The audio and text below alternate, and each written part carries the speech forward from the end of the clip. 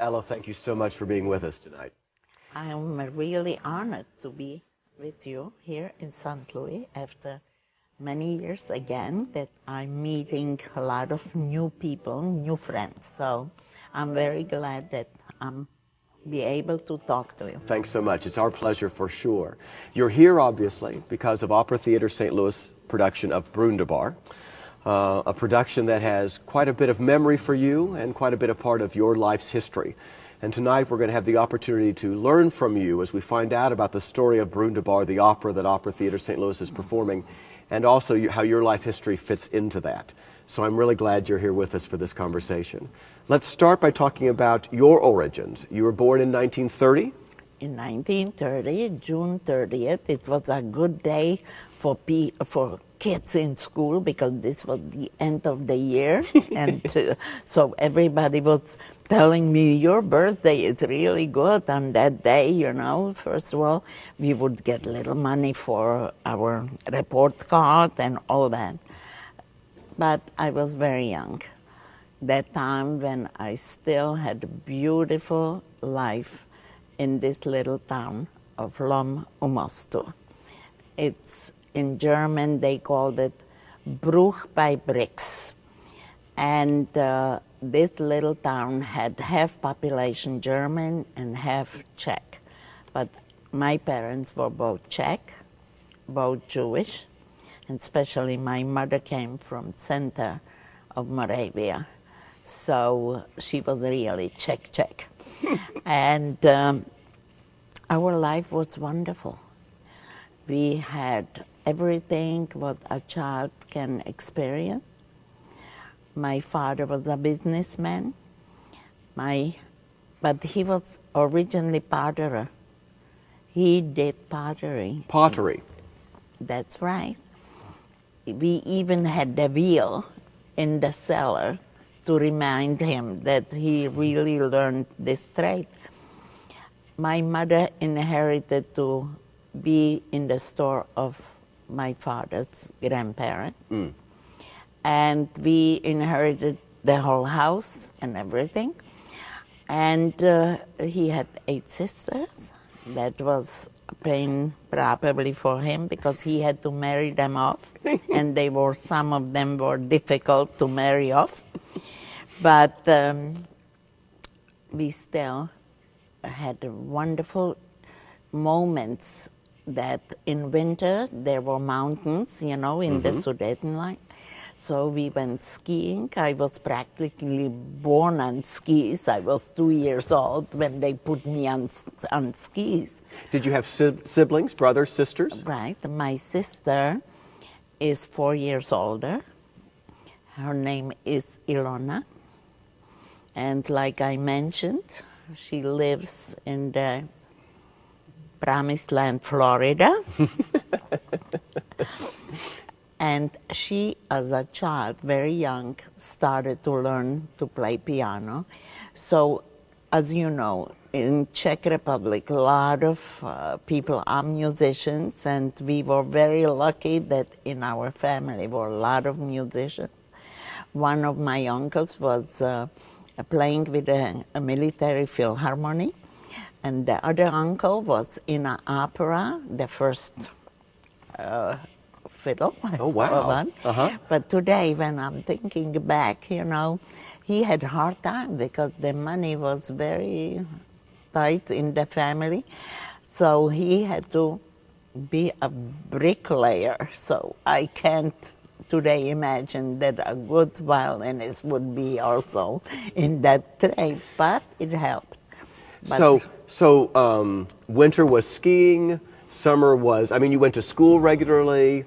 Was it a small town? Would we think of it as a small rural type of town, or was it more like a small city? Or a small city, I would say, because it had a couple schools, because they had to have German school and Czech. Everything was really double. Okay. And in summer, and we mostly had go for mushroom picking and blueberry picking, all that, more than water sports, because we didn't have too much water around us. But we would really travel to spa areas. There were concerts, you know. It was very, very nice living there. And my father, because we were so close to Vienna, so he would travel to Vienna to see his sisters and also to bring goodies from Vienna. Even the Czech Republic had that time everything. It was democracy, and we never felt that there is anti-Semitism. And my father was very honored by the community because he supplied also the organizations, he helped, you know. So he was recognized like one of the top citizens of the town. But he never expected when Hitler started you know, his campaign against Jews, that our family will be touched by it. Let's talk a little bit about the time frame for that. Like, as you were growing up, age 5, 6, 7, 8, did your lifestyle change? At what point in time did you become aware of German influence, the rise of the Nazis, and the change that you began to experience both in school perhaps or in the way you could move around town, etc.?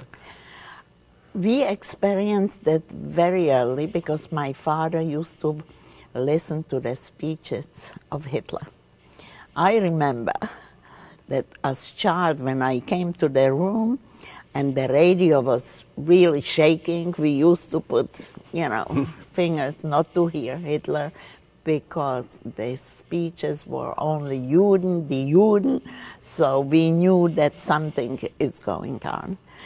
The 9th month, I mean, this was in November 7th, there was already known that about the Greenspan, the Greenspan affair, that this young man, Greenspan, wanted to prevent that his parents should be deported from France, and it made him very angry, so he went to the German Gestapo there, and he shot the highest officer.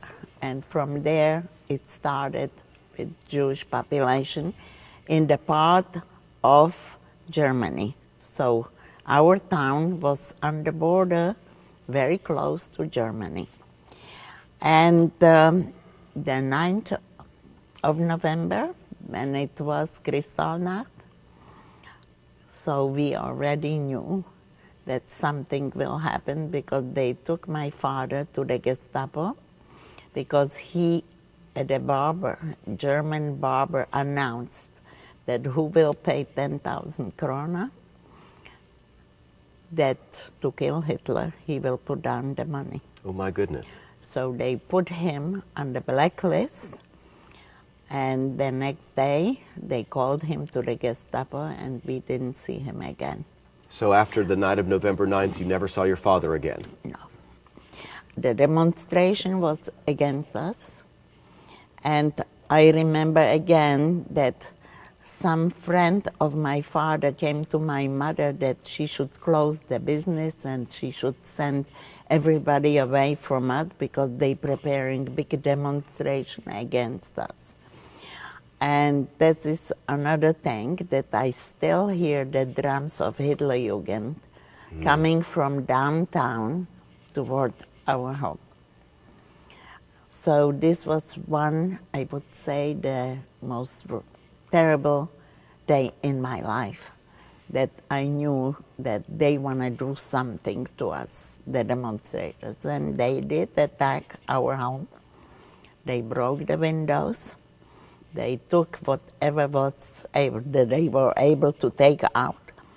And I remember also that one of the Nazis like moved the curtain and did like that to us. So that minute, my mother grabbed us with my sister, and we ran into the attic to just not to be there.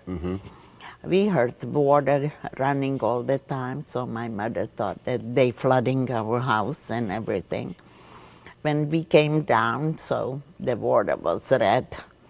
We had already prepared carbs for Christmas time, and they were in that red water. They cut their hands by the glass and washed their hands in the bathtub. When they left, my mother was not allowed to take pictures what they left on the house, you know, Juden raus, Juden nach Palästina and all that.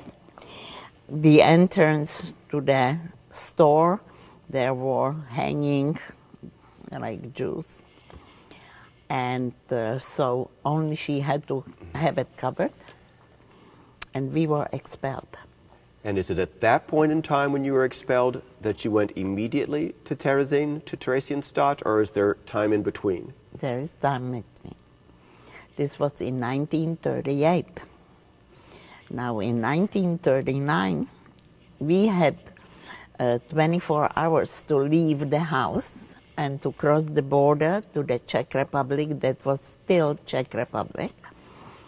And my mother was told to bring all the valuables and money and bank books and everything to give up. And we had a German man, now I forgot his name, but I probably tomorrow will know the name. And we left.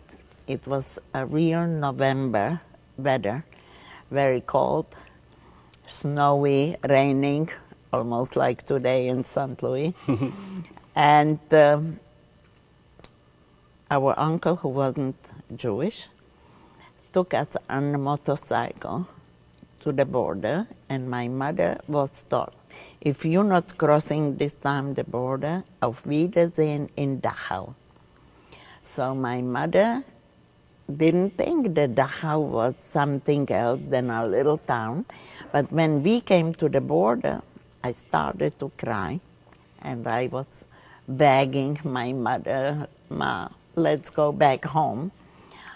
And the officer probably understood or had feeling and said, schnell, schnell, fast, fast, to cross the border. So we crossed the border to Czech Republic, and we went to Prague. And you lived in Prague until 1943 is when you go? No, 42. 42. It was February 10, 1942. But already that time we were registered as Jews in Prague, and was given to us this the Jewish star. And we were expelled from school and all that, what was happening so fast. And this star that you have is the Jewish star that you were given. That's the original Jewish star that we got 3 pieces to have it on overcoat and under, just to be always with this star. And it's the word Jude, what means Jew. And the people from other countries had the same star, only Jert or Jeff. It meant the same. Jew. And I have to say, this is my lucky star now. Why would you say that? Because I'm here, and I can remember those wonderful days that in my life, and also sad days in my life.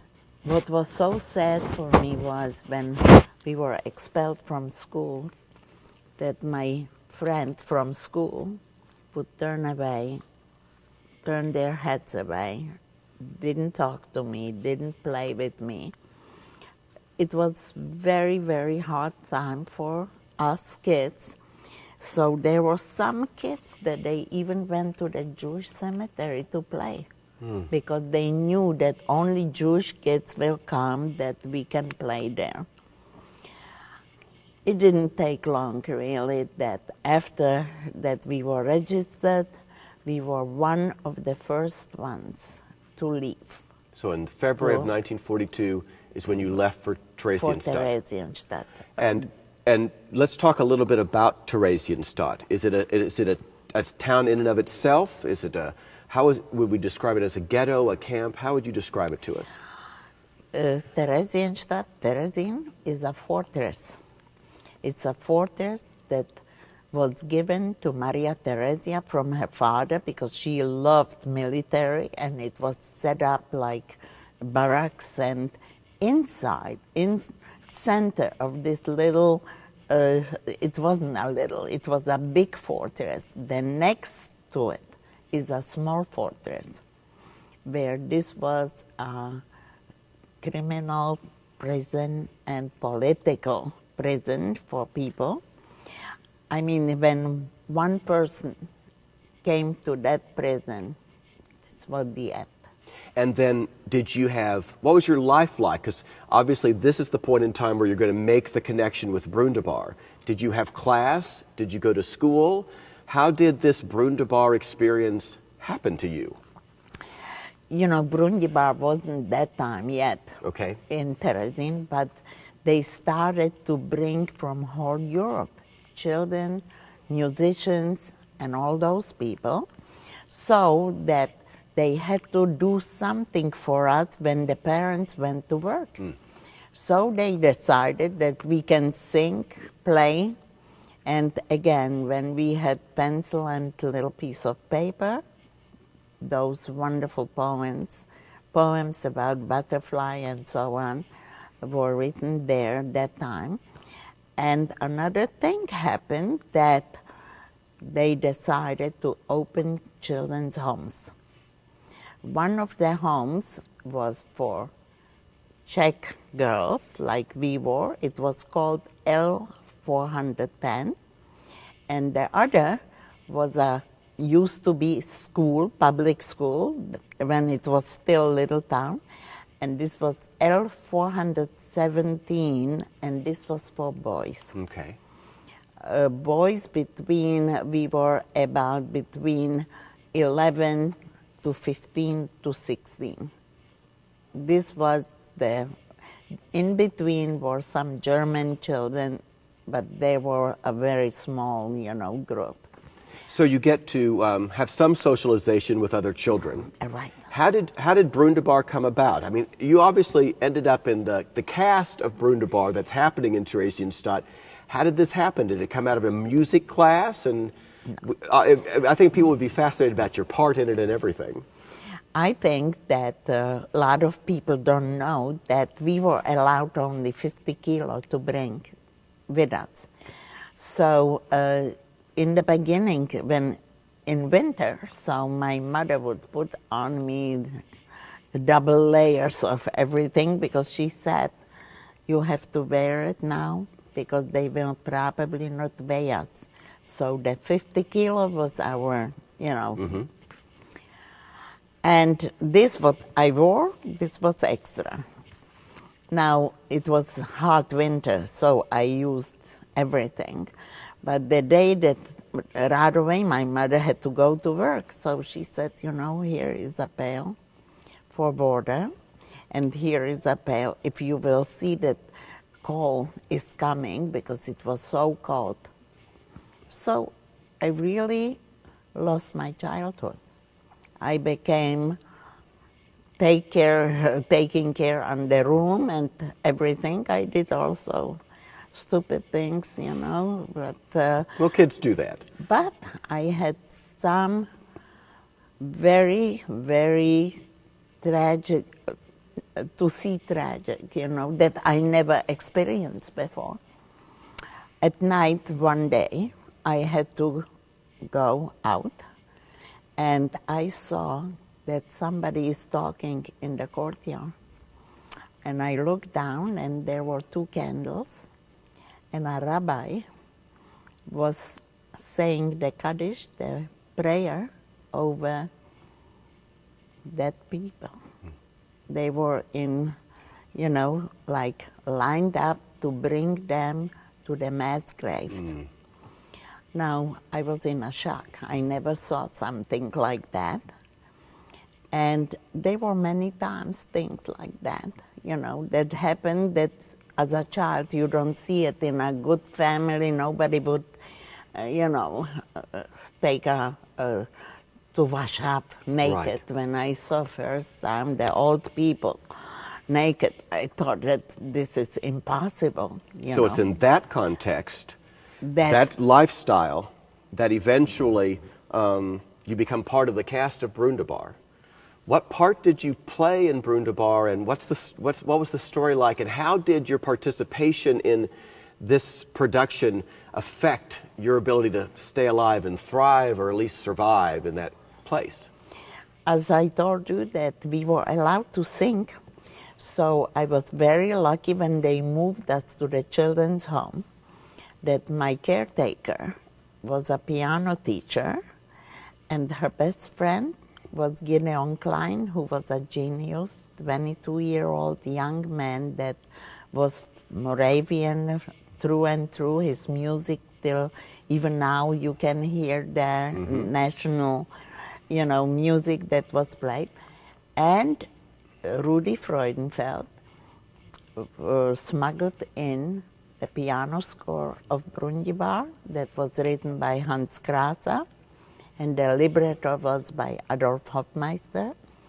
And he asked the, who was, you know, head of education or so, if it's possibility that the children of Theresien can try to sing in this opera.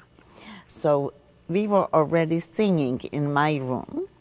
So our caretaker said, okay, you three of us, you should go try for part in this opera.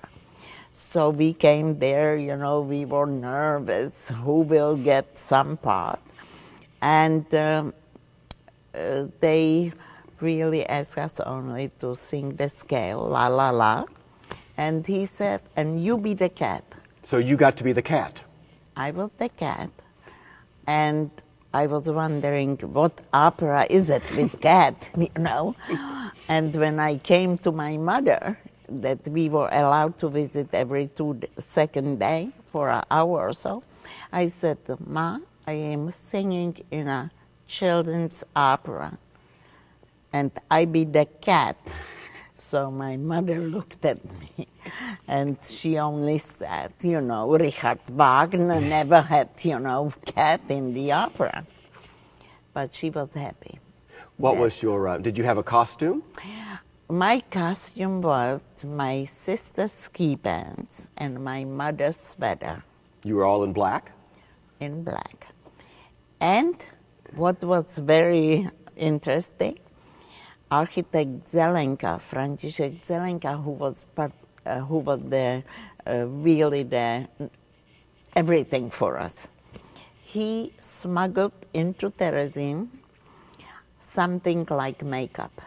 It was like a heavy, heavy tube, and he let us to touch up a little bit that we should think that we are playing theater, you know. For me, he had left over a little bit of black shoe polish, made me my whiskers, and he separated my hair so I should not have this big thing on my head, and not to wear wooden shoes, because cats should be very, very quiet. And he painted a little bit my feet also with their shoe polish. So you can see it even in, you know. But what was so interesting for us kids and so really special, that we didn't have to wear this Jewish star when we performed. Perform at that time, you know, we felt like we are really something special. The first day, that this was the 23rd of September, 1943, was very special for us. We started really to sing this opera. And in memoirs of Rudi, he wrote me in 1974 a letter to America from Czech Republic, and said in that letter, besides everything, he said, Brundibar, that time, was our life, and we will never forget it in our lifetime.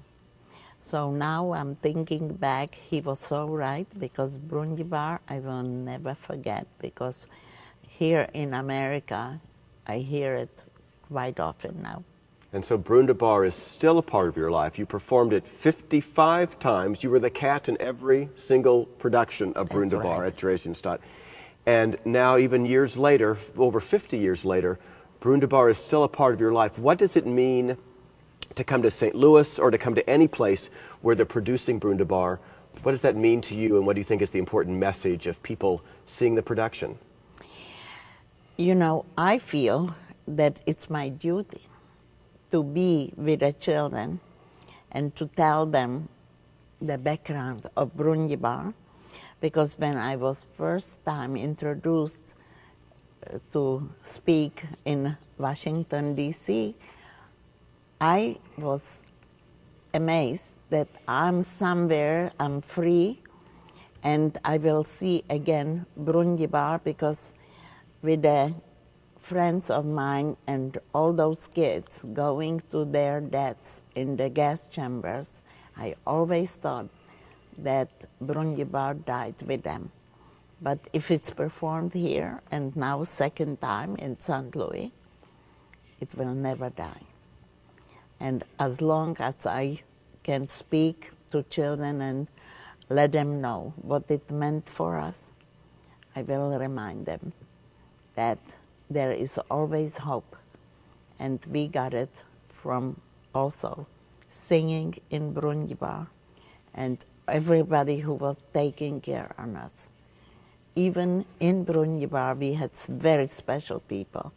So that I think my story will end that time, that I can quietly go and to know that those kids, that they are now in Brundibar, will feel the same way as we did.